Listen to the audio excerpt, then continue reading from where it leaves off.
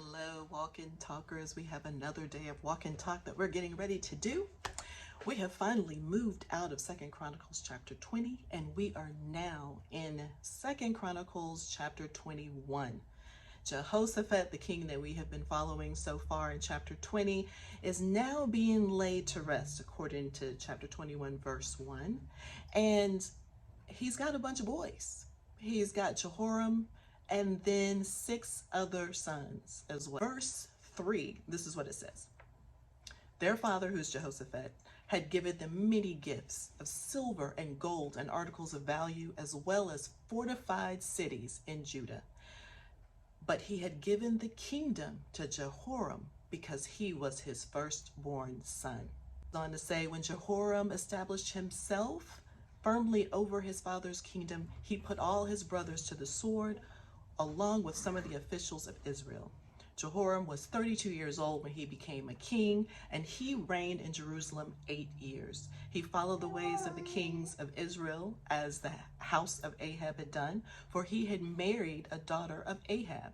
He did evil in the eyes of the Lord. Nevertheless, because of the covenant the Lord had made with David, the Lord was not willing to destroy the house of David. He had promised to maintain a lamp for him and his descendants forever. So today we are talking about traditions. And traditions they can really kill a blessing. So their father, Jehoshaphat, gave all the kids all the silver, gold, had everything that they needed, right? But when he gave the kingship to his oldest son, surely he prayed, right? Let me look at that verse. Does it say he prayed? Does it say he asked God? No. Does he say he actually fasted? Did he get the kingdom together and say, hey, we're trying to figure out who the next king is gonna be. So let us all pray and fast together. You know, like the last war that they did.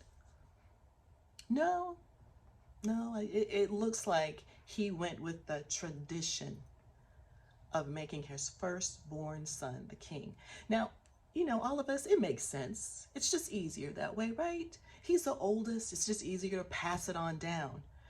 But if you recall in some of the stories that we know well, like even with David, with Joseph, with a lot of the prophets, it was God that actually chose the prophet. It was God who actually anointed these people to be king or to be the next prophet. But in this case, it looks like they went with tradition, the easier path.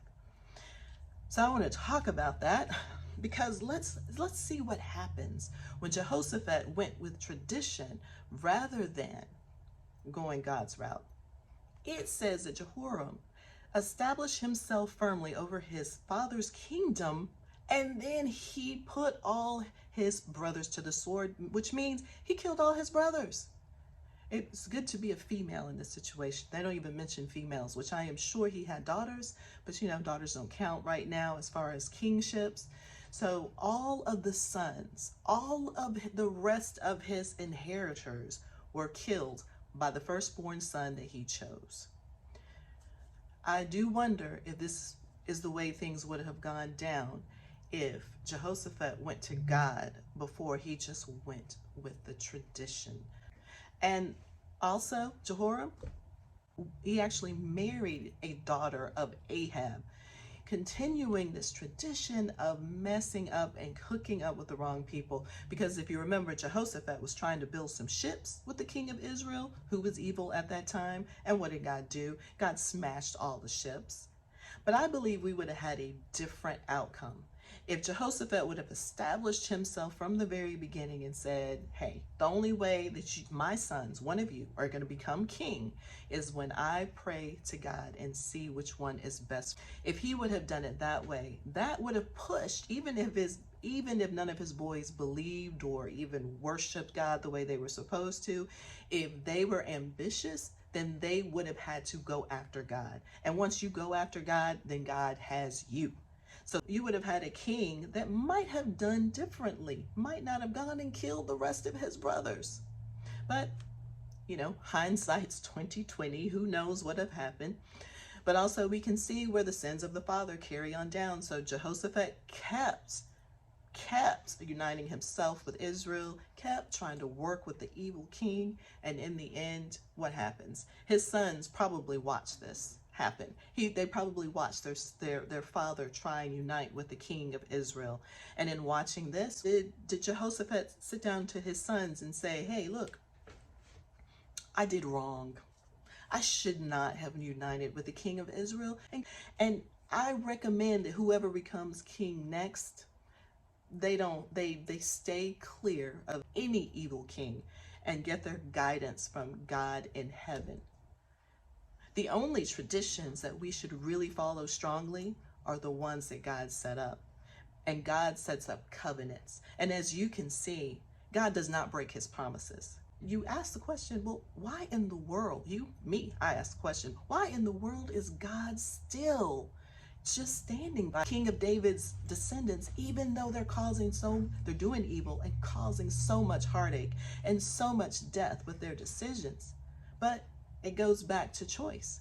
God promised us that we would have a choice to love and follow him and accept Jesus. And he has also promised that he would protect King David and all of his descendants. He's not going to break his covenant. Maybe he should have asked somebody else to be king. Well, the thing is, everybody in their family line has some evil people. Everyone gets influenced by the world. So I believe that anyone that he chose would have had evil descendants mixed in among them. And when it comes to power, when it comes to money, when it comes to ruling over people, evil will show its ugly head. It will rear its head.